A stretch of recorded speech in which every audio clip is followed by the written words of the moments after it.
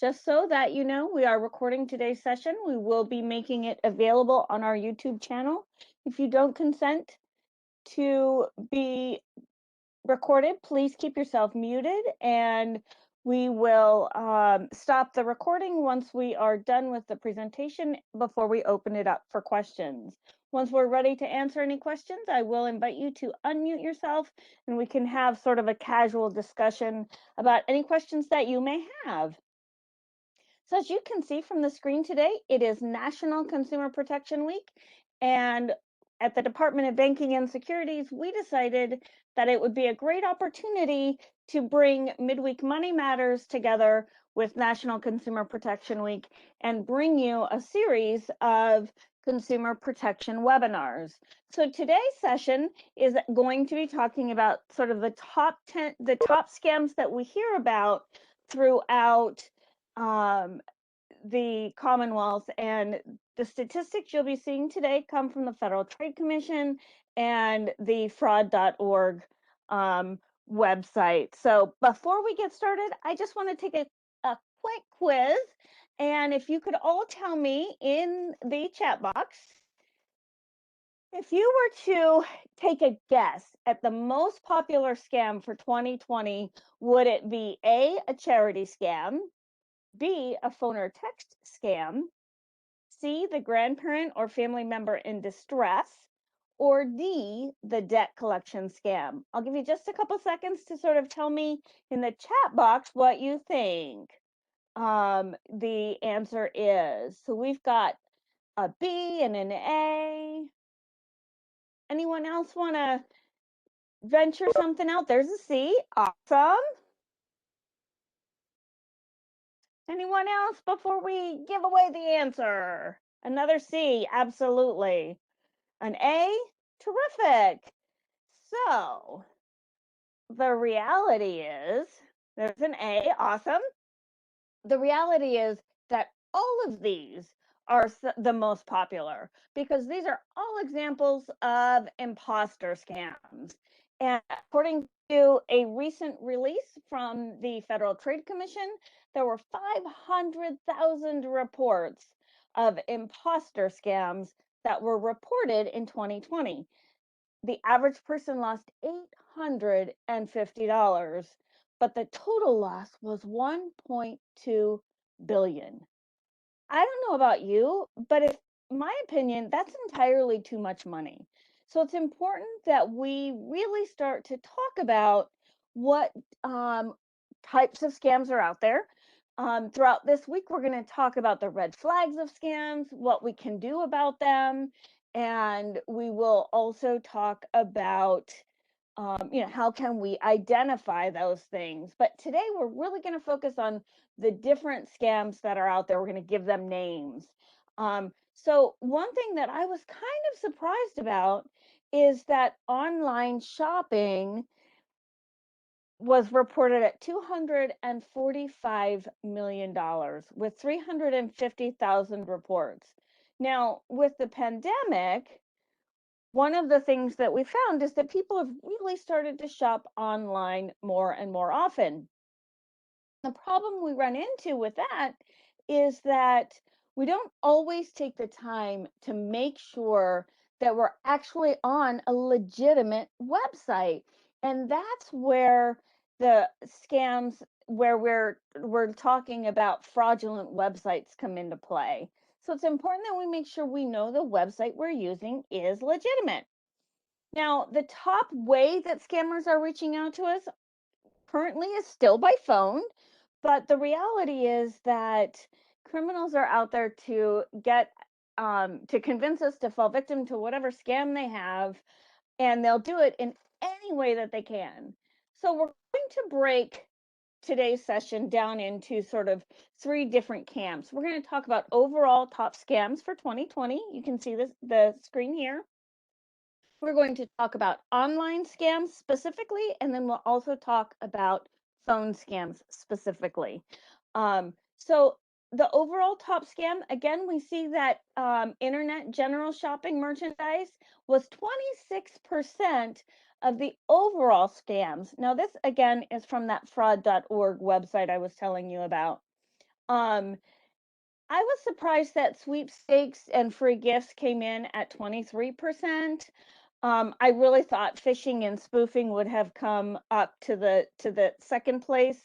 Um, but I'm not the keeper of data, so I think it's important to understand what each of these types of scams are. So we talked a little bit about general merchandise scams. That's where you go online and you think you're buying a product from a legitimate site, but the reality is sometimes they've copied the site to make it look like it's one that you're familiar with. Sometimes they are complete scams. Um, a couple years ago, I wanted to get a T-shirt that came up through my Facebook feed, and it was about rescue dogs. I have 3 rescue pups, and I adore them. So I wanted to get this shirt that said "Proud Rescue Mom."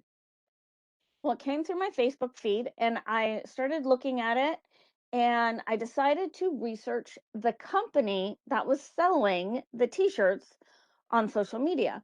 And what I found was that I couldn't find any information that the company was legitimate.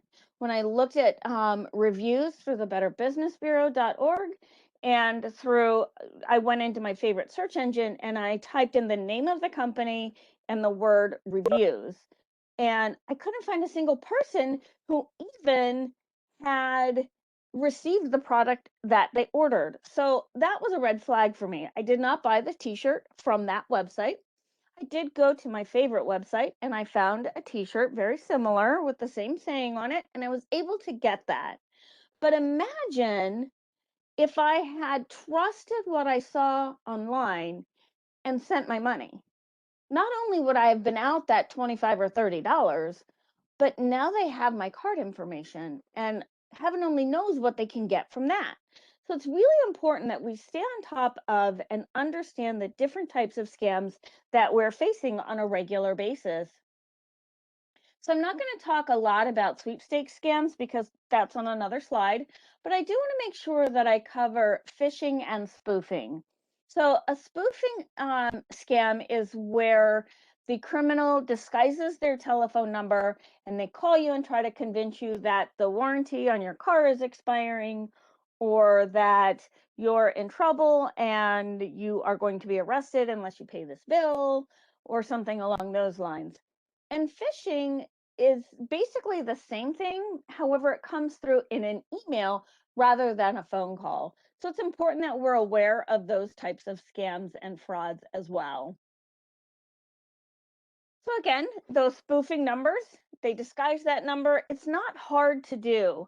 My son actually thought he was very clever and he downloaded an application to his smartphone that could disguise his number and he could give his baby sister a hard time.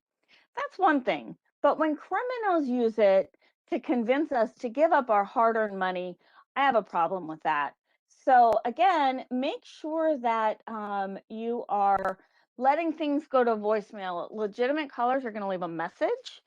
And don't fall for that your warranty is about to expire or your insurance or whatever scheme that the spoofing criminals come up with.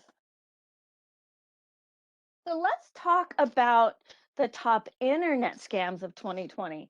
And if you notice here, we see again, general merchandise and spoofing are right up there at the top again, which I don't know about you, but that tells me that that's a big problem. So internet actually jumps up to 41% of the total scams that were reported. That's almost half. That's a big number if you think about all the complaints that come in. So we've already talked about that, but I do want to talk about fake check scams where someone tells you that you've won this prize, or you have so you're selling something on the internet and somebody sends you a fake check in exchange for the merchandise that you're selling. Now you cash that check and within a few days your financial institution gives you access to the money, so you send off that item assuming that it's a good check, when the reality is it's a bad check, it's a counterfeit check, or it's a counterfeit money order. And when you sign the back of that document, you're telling the financial institution that if it's not good, you're going to take responsibility for it. So it's important that we understand those fake check scams. And just because it looks legitimate and there's watermarks and all the security things are there, it's important that we're very careful with accepting those types of checks, those types of payments. That's where third party payment options come into play and can be very handy, because you've got some more of those protections that you can avoid becoming that victim. So again, we talk about the general merchandise and online stores. It's a fake website, and um, the criminals do a couple of different things. They may simply be trying to capture your personal information so they can steal it and open accounts in your name. That's stealing your identity.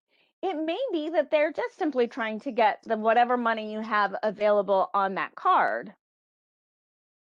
But they may also be trying to gather enough information that they can open new accounts in your name, and that creates a whole other list of problems. So make sure that you're doing some of that homework and you're checking the websites to make sure that they are legitimate. Before you put that personal financial information in there, make sure that it is a secured website. Look for that HTTPS.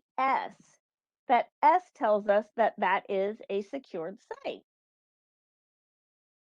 So the offline scams that I want to talk about, it's funny because each of the different scams, different ways that we've talked about scams, they're all kind of the same information. It's in a different order. So I want to talk about the offline scams and prizes and sweepstakes, because for offline scams, that was 46%, almost 47% of the total complaints that were filed about, um, those offline scams. So it's important that we understand them. You get a letter in the mail. Congratulations, you have won a foreign lottery. Here's a check. Cash the check, wire transfer us money so that you can pay the taxes so that we can pay you the millions that we owe you. And then you will keep part of the money from that check as a show of good faith. So you do what they tell you to do. Your financial institution, again, gives you access to that money. And bam, that check is bad. It's a counterfeit check, and you're responsible for it. In the meantime, you've sent those thousands of dollars off to pay those taxes and you're expecting millions. So you had some fun shopping, and the money that they sent you on that fake check is gone. I've been doing outreach for 10 years. Prior to that, I took consumer complaints in my office for 6 years.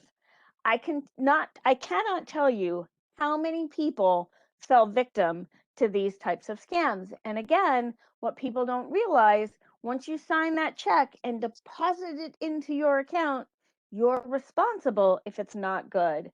So make sure that you are understanding what you're getting into. And stop to think to yourself, how did I win a prize if I didn't enter a sweepstakes? Sometimes the criminals go so far as to tell you that you've won Publishers Clearinghouse, and they'll call you and tell you, congratulations, you've won Publishers Clearinghouse. You have a choice. You can either accept the great big check and the TV crew and all the balloons and the confetti, and we'll come to your house, or you can pay us a fee of $500 or $1,000 or whatever, and we will send you a check by certified mail. Well, a lot of people choose to not have the big fanfare, but the reality is they haven't won anything because the person on the other end of that line is a criminal. So make sure that um, you are aware of those types of fake check scams as far as depositing that money into your account. you can also be concerned about a fake check scam when you're selling something. Say you run an ad on Craigslist and you've got an old car that you want to sell for parts. Somebody wants to buy it, sometimes they'll offer you even more than you asked for, or they'll write you the check. If you're selling it for $500, maybe they'll write you a check for $750, and the story will be something like, oh, I made a mistake. Why don't you go ahead and just cash that check because I'm out of checks, and you can just give me 150 and you can keep the extra 100 for any trouble that this is going to cause you. And that's all fine and good until you realize that, again, it's a fake check. It's no good. So make sure that you keep that in mind as you start to come into the spring and we start spring cleaning and sort of decluttering. If we're going to be selling things, we want to make sure that we're very careful with how we accept payment. Again, some of those third-party payment processors can be a great resource. All right, so let's talk about some honorable mentions, because I think that um, a lot of the scams that we talked about so far are obviously up at the top of the list. However, we need to be aware of all the scams, because what I find is that from one scam to another, it's just a little bit of a tweak of the story. But the reality is they're trying to get something from us, whether that's our hard-earned money or our personal information so they can steal our identities. But as we quickly approach a full year into living through a pandemic, I think it's really important that we talk about things like charity scams, and we're going to talk about vaccination scams in just a couple of slides. But charity scams, it's important that we know, it's great to support those charities, but we need to make sure that they are legitimate charities and not something that is a phony. So make sure that you're checking out the charity that you're considering.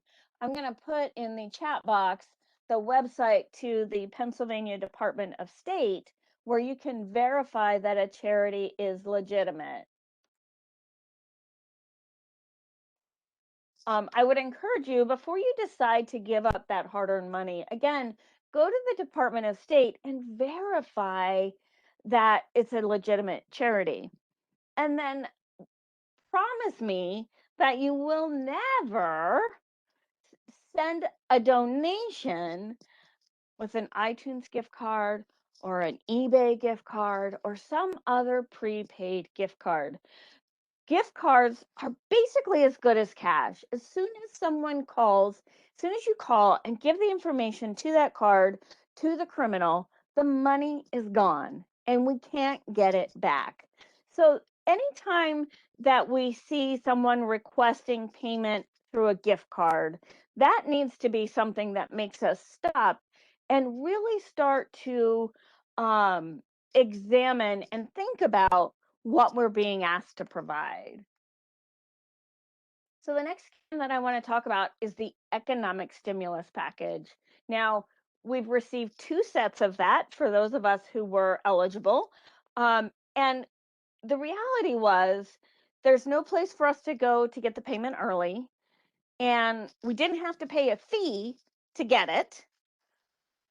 And there were no stipulations that said you're not going to get the payment unless you do X, Y, or Z. Now, some of us had to update our mailing address or our bank information to the IRS, but that had to be done directly through the IRS.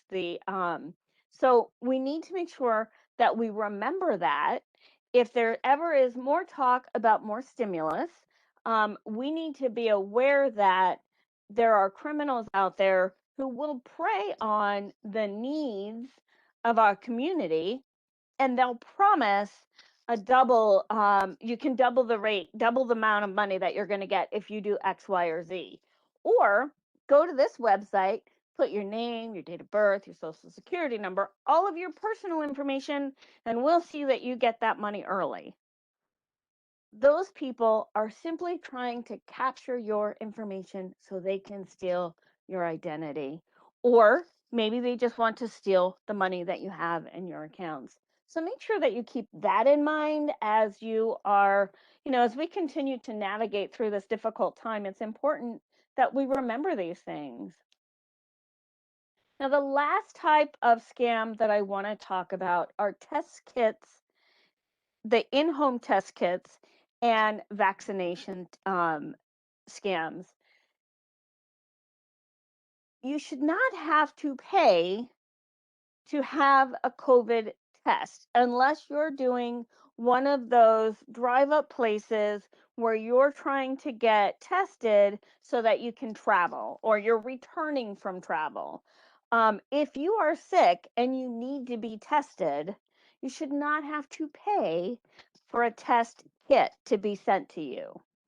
Anytime someone tells you that it's going to be completely anonymous, listen, we're in the middle of a pandemic and they're trying to figure out who's sick and who's not.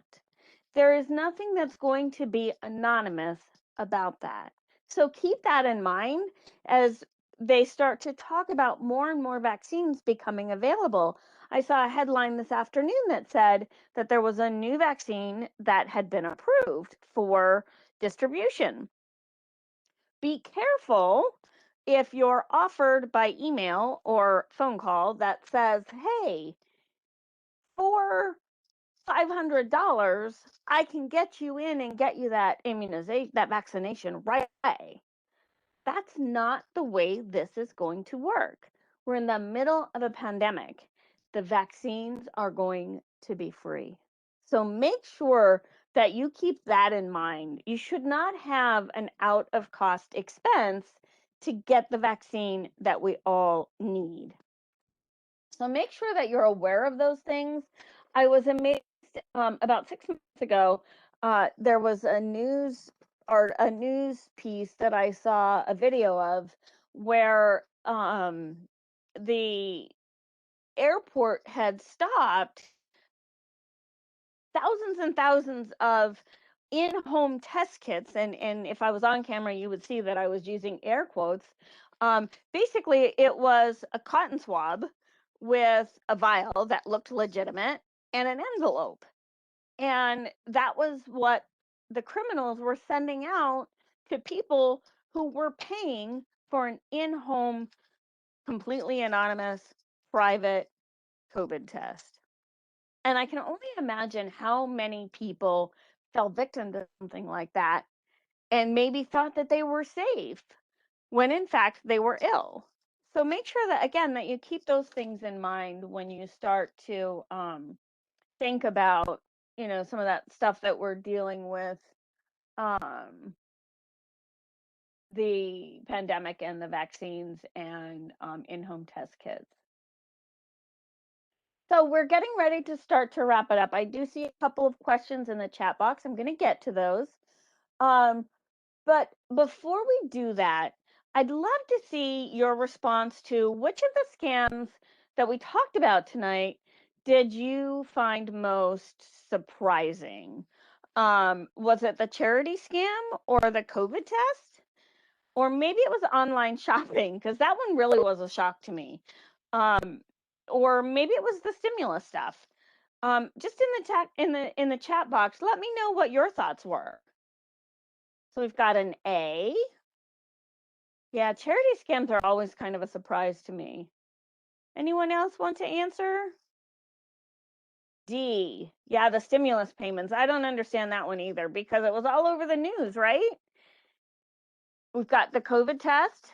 We've got, online shopping. Yeah, I was really surprised with online shopping just because I feel like so many people do it already. We've got another COVID. All right. So it's interesting, the different perspectives I think that we all come into, hearing about the different scams that we are facing right now. I do want to go through just a few resources. Those of you who have participated in our Midweek Money Matters know that I am a firm believer that we need more information. I provide these Midweek Money Matters sessions. They're 30 minutes, well, 25 minutes usually, because I try to keep 5 minutes for Q&A. But there's a whole lot more that I could talk about. So I always like to provide the resources so that you can find more information on your own. So there's always my office, dobs.pa.gov. We have some great resources available on how to protect yourself from frauds and scams, as well as non-commercial educational materials on investing. The Pennsylvania Attorney General at attorneygeneral.org has some great resources. And if you become a victim of one of these scams, they can help you navigate through that process so you can file that information with them. And then the Federal Trade Commission at ftc.gov, on that very first slide that I showed you that showed the two different statistics about the reported scams, that's where I got that information from, was right directly from the Federal Trade Commission's website. They have lots of, again, really fantastic resources. So I would encourage you to learn more, to be able to better protect yourself. And I always like to tell you that you can always call our Office of Consumer Services. Our staff are available during regular business hours to answer your questions. And what I think is extra special about our office is that during those regular business hours, there's no menu option. You don't have to push one for this or two for that. A real life person should answer your call. They can provide you with resources, help you understand what your next steps are going to be, or even have you submit a written complaint so they can forward it for a response. So you can give them a call at 800 PA Banks. Sometimes all four of our staff are on the line at the same time, and you'll be asked to leave a message. But know that we do return calls relatively quickly. So I would encourage you to remember that if you have questions, comments, or concerns. I want to tell you about our upcoming, the rest of this week's webinars. So tomorrow, this is confused. Tomorrow, we're actually covering the red flags of scams, and that's going to be broken into two pieces. It's going to be general scam red flags, and we'll talk about investment scams, the red flags of investment fraud. And then we're going to talk about the 5 steps we all need to take if we become a victim. Believe it or not, when you become a victim of a fraud or scam, it has been proven that individuals feel just as violated as someone who's been a victim of a violent crime. And that can be overwhelming. So outlining those steps ahead of time can help you when it's the time that you need to report that. And then Thursday is when we're going to do basic fraud prevention. And Friday, I'm so excited. We're going to play consumer fraud bingo. I will be emailing out everybody a bingo card that they can print out, and we will read tips and tidbits as we call out each number. When we have winners, we will actually ask them to send us their mailing address privately, and I will be mailing out prizes. So you don't want to miss Consumer Fraud Bingo on Friday at 10 a.m. or 6 p.m. With that said, I want to thank you so much for your time. If you have questions after this evening's session, you can always email me at katrboyer@pa.gov. I am going to stop the recording now, and I will